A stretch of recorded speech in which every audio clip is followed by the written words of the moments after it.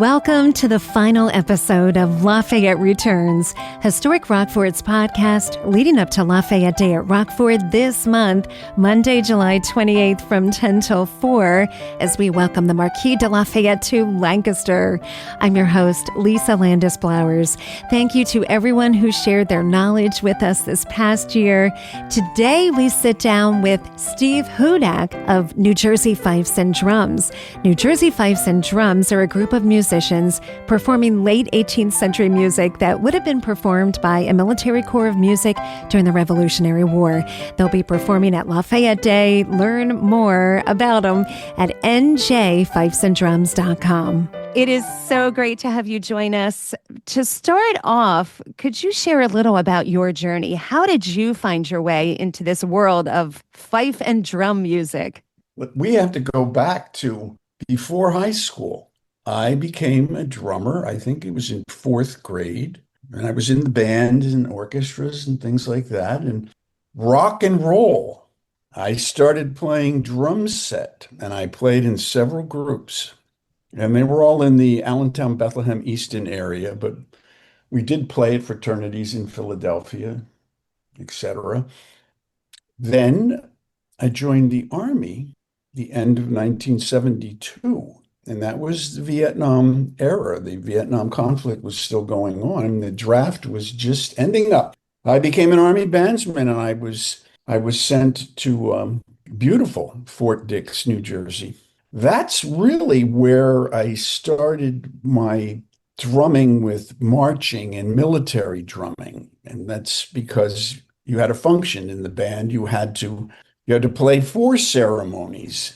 Not as much as the 18th and 19th century drummers. They were literally the clocks of the day. So the drums and the fifes would announce certain activities at the time of the day, whether it's time to wake up, there was a call for that, and time to assemble, time to have breakfast, their meal calls, etc., duty calls. And at the end of the day, your final call would be retreat. That was the military function in the 18th and 19th century. But in the 20th century, you didn't do as much of that.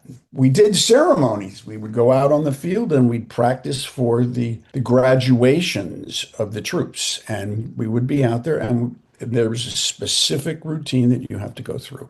So that's where this came about, because I was looking at myself in the mirror. Before we would go out, we had to check. We have a full-length mirror in our band facility, which was a chapel at that time.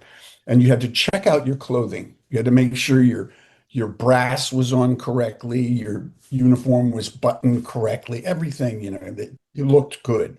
Looking in that mirror, I was thinking, what would I look like if I was a drummer back in the Revolutionary War? My mind did it. I pictured myself. I could do this. So I did. In 2004, we formed the Fife and Drum Group. We lasted with this group up until 2019. Kind of COVID pulled us apart from the museum.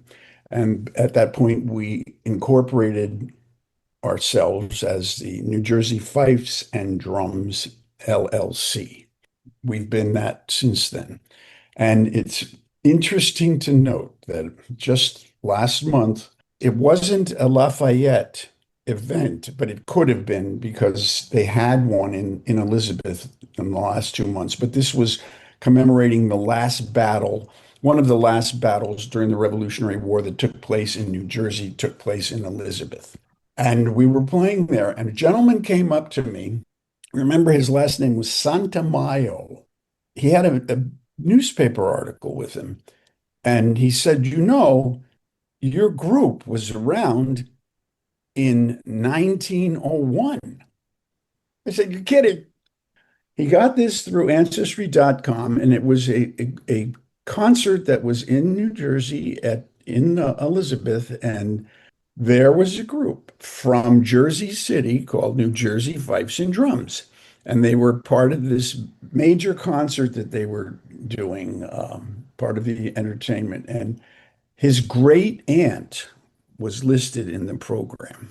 So We have a history we didn't know about That's that. great. That's great. Well, we cannot wait to have you visit Rockford for Lafayette Day at the end of this month.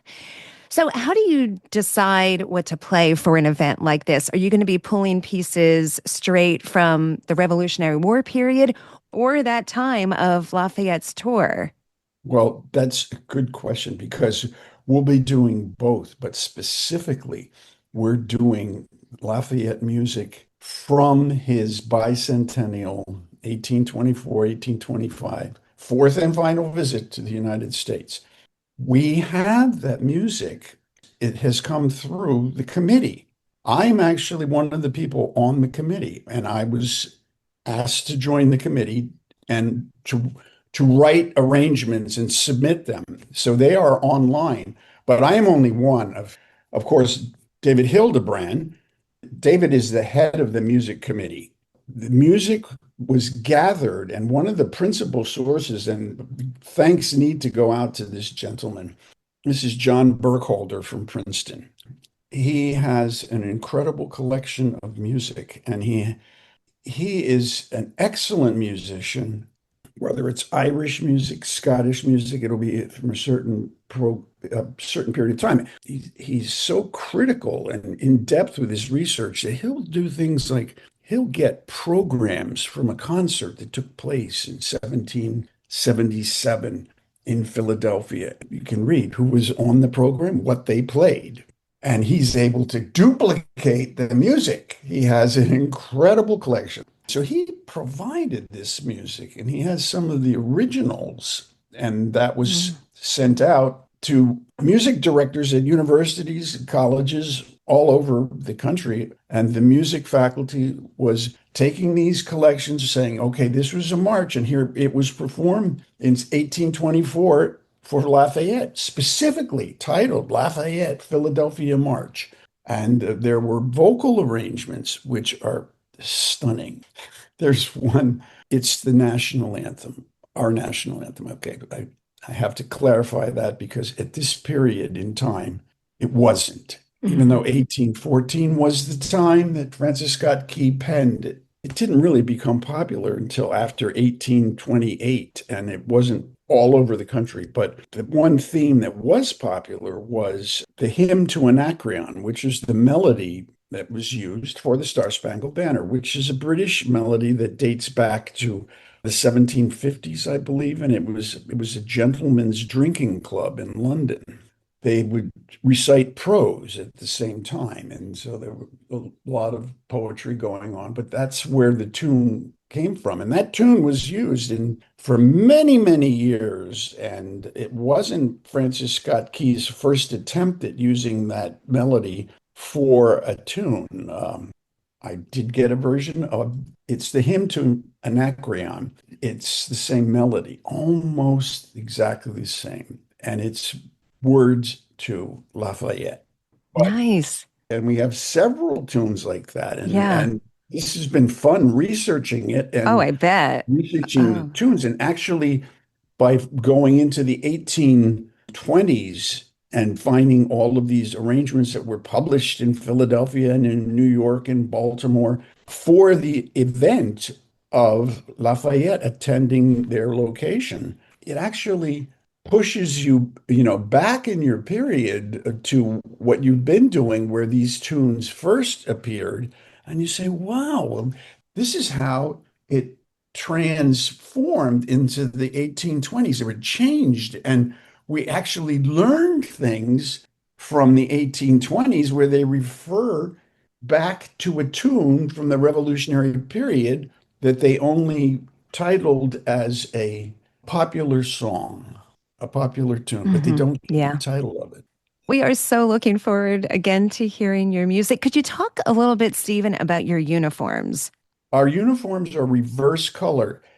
And that is specifically so the musicians, or the fifers and drummers, as they were called, could be picked out among a company of soldiers, which could be a company could be up to 100 or more. We're not talking regiment, but then, of course, they become very important. But usually one fifer and one drummer was assigned to a company of soldiers. And you were used to send the signals because the fifes and drums could be heard over the din of battle, over the sound of the muskets, over the sound of the cannon. The fife is much higher, and the drum is in between the musket sound and the cannon fire. And it forms a chord musically, so to speak. But you were needed to send signals. And this worked. This worked. All of the armies did this, with the exception of British Royal Artillery, where they kept their uniforms the same color, the people that were the artillerymen. But for the foot soldiers, you needed to have the reverse colors so that your officers and sergeants could pick you out quickly to send a signal. And it could be something as simple as cease fire. And you would play the drum beating for ceasefire while the sergeants are yelling ceasefire to get the soldiers to stop. And that was one particular thing. To sound the charge. If the soldiers were charging, there's a charge that you need to learn, which, by the way, is the same tune as Reveille, your wake up in the morning. But that was the primary reason for sending signals. And you even needed a signal, a drum signal, to surrender. And it's called the parley, le parler, French to talk, to ask for terms. And the drummer would go up with an officer, someone holding a white flag, and ask for terms of surrender. And you had to know that. You were doing that, but you were also doing that in the encampment, the times of days, telling when is it time for meal call? When do they want the soldiers to assemble? That's how you were being used. And so that normally there would be one drummer would be stationed right near the officer's tent or the officer's location so that the officer could give the command quickly to the drummer to play that beating to get people to assemble. Well, and Stephen, I understand you have your drum with you. Yes, do you I want do. to give us an example of that? What would maybe? you like to hear? Would you like to hear ceasefire? Oh, yes. Yes. Okay. Ceasefire!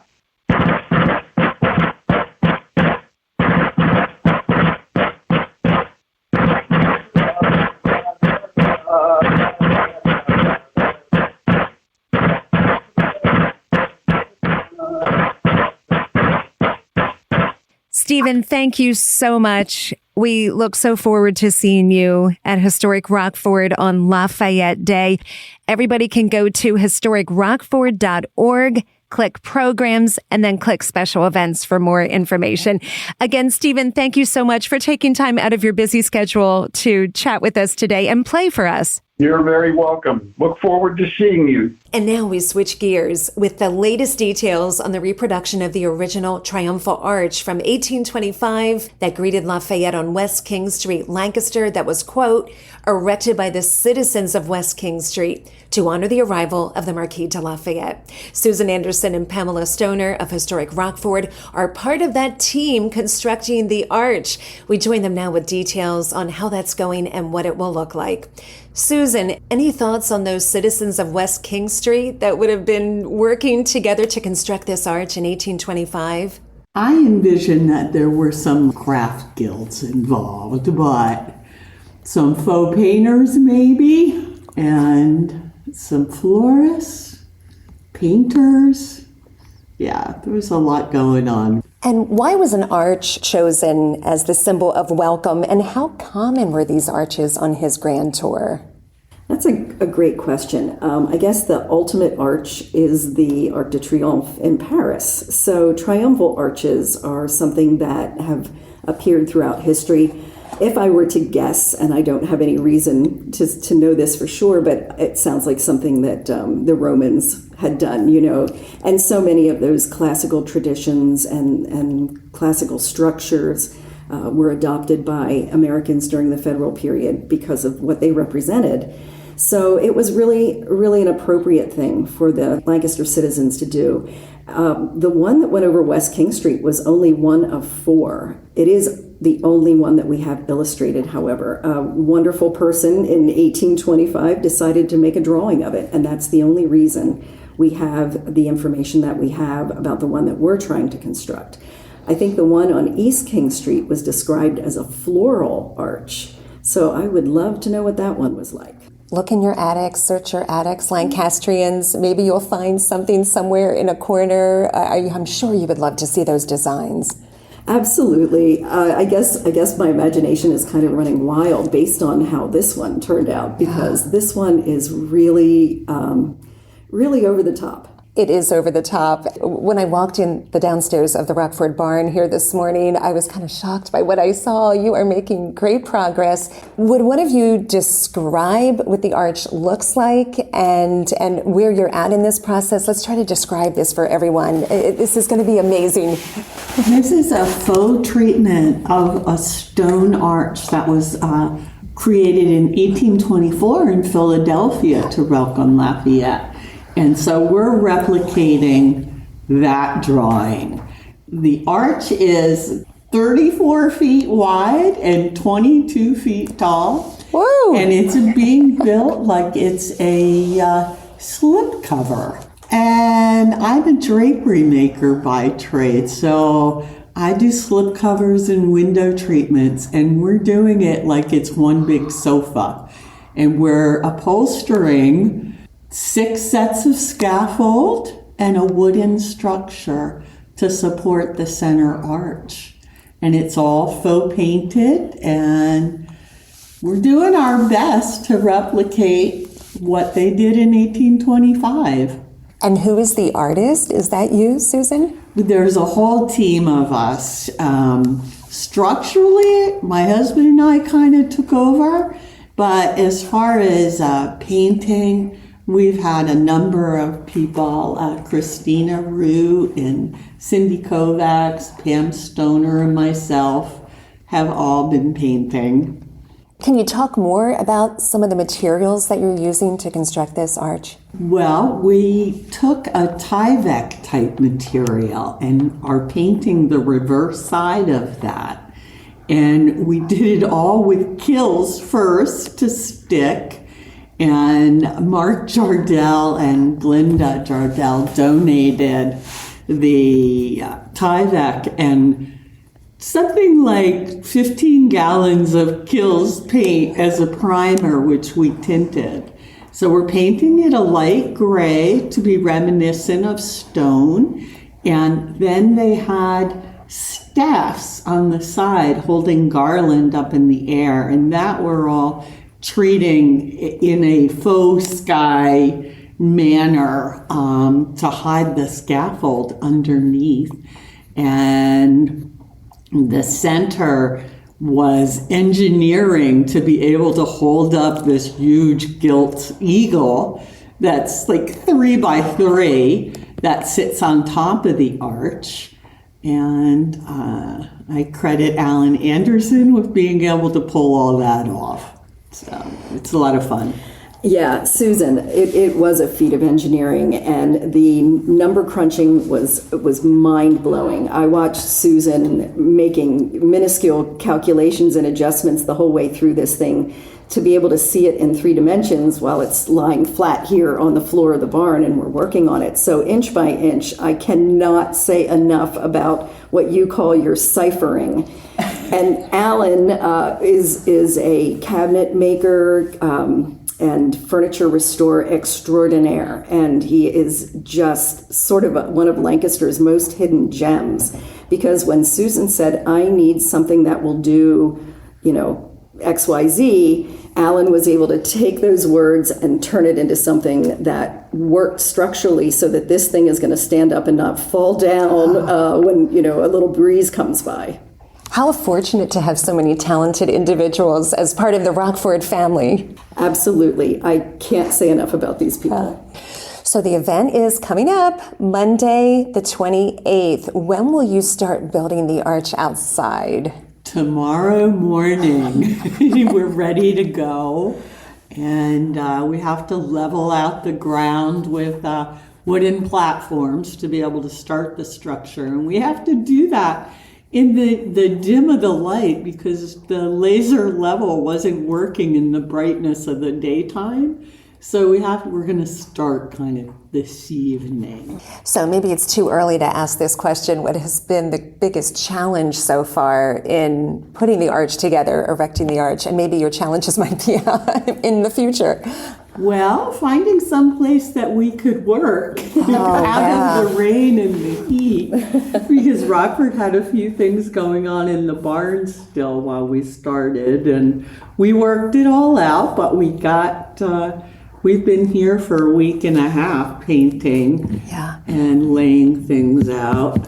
One thing that Susan just referenced a few moments ago was the use of the laser level. I marvel at the fact that folks did this with technology that was available 200 years ago. No laser levels in 1825. So they were constructing this with hand tools and things that were available to them that we chose not to use because they would have been really too difficult to use. And the other thing is, I think it's really amazing. Several people have mentioned to us that it's really quite an experience for people to see this because it hasn't been viewed by anyone in a three-dimensional form since 1825. And although we don't have the old one to resurrect, that's long gone, we're doing our very best to make this a wonderful representation of what Lancastrians and what the general saw when he arrived in 1825. And perhaps 100 years from now, people will look to Lancaster newspapers' archives and see your arch and want to do the same. Well, I'm sure hoping so. It'd be nice to stick around for a while. Again, I want to remind people of the size of this. You said the dimensions, and sometimes that doesn't resonate with people. If you've ever been in the downstairs of the Rockford barn, this has basically taken up the entire space. Well, there's also the back and side that's not laid out right now, which are just painted the background colors. We didn't do all the decoration on the reverse. But when we had the entire thing laid out, there was not a spot of floor. Yeah, so one way to put the size of this thing in perspective is we had to check with all of our vendors because this needs to be constructed over a period of days. And for our big celebration on Monday, there will be trucks pulling in and out with tents and, concessions, things like that. So we had to make sure that the trucks would fit through this arch because it's going over the driveway. And then on Monday, we will also witness the fact that a horse-drawn carriage can fit under this arch just as it did when it was originally constructed. Yeah, let's talk more about how the arch is going to play into Monday's festivities. So Lafayette, from what I understand, arrives at 11. He'll be leaving at 2. You want to try to be here definitely for his arrival because what a great photo opportunity. He will be in his carriage going through the arch. And of course, the arch will be a great spot too for any of us attending to get some great pictures. That was the whole purpose of going so big. And so not only the scale, but that we could get more people in a picture in front of it. So. Yeah. It's been a lot of fun to do this. It's definitely a unique project. I don't think one that we will be repeating anytime soon. So I think it's just been really almost an exercise in living history. And what happens to the arch when Monday is over? We don't know. It would be really nice if somebody had some spot in their barn that they could hold on to this for the next celebration because it just rolls up on this tie deck. It's very light, doesn't take up a whole lot of space, and the scaffolding, anybody has that. So it could be preserved. And end up being one of those great surprises, those treasures that historians love to find in 100 years when they're searching through their great grandparents' old barn, and they say, "What is this?" And they roll it out and discover that it is this crazy thing that people at Rockford decided to do in 2025. One last question. What has been your favorite part of putting this arch together? Maybe a particular painting you've been working on, maybe the decorations. What has it been for each of you? Susan, you first. Well, I like the whole pediment here with the drapery and the gilt and the eagle. It's so impressive. It's a massive eagle. Yeah, so it'll be a lot of fun to see. I think people are going to get a kick out of this. I think my favorite part, I mean, I'm such a history buff, but my favorite part was the process that we've gone through and working with others to see how their creativity has contributed to this. There's a lot of imagination and a lot of brain power, a la Susan in her engineering, and that has really been a wonderful thing. Well, thank you both so much. Oh, Happy constructing these last few days, and we will see you Monday. Can't wait. Thank you, Lisa. Please join us for Lafayette Day, Monday, July 28th, 10 till 4. This is a free, fun-filled family event for all ages. See the complete list of activities at historicrockford.org, then click Special Events. And thank you all for coming along on the Lafayette Returns podcast one-year journey, preparing for the Marquis visit. A special thanks to all of our special guests over this past year, many of whom will be with us July 28th. I'm Lisa Landis, officially signing off, and hoping to connect with you July 28th at Historic Rockford.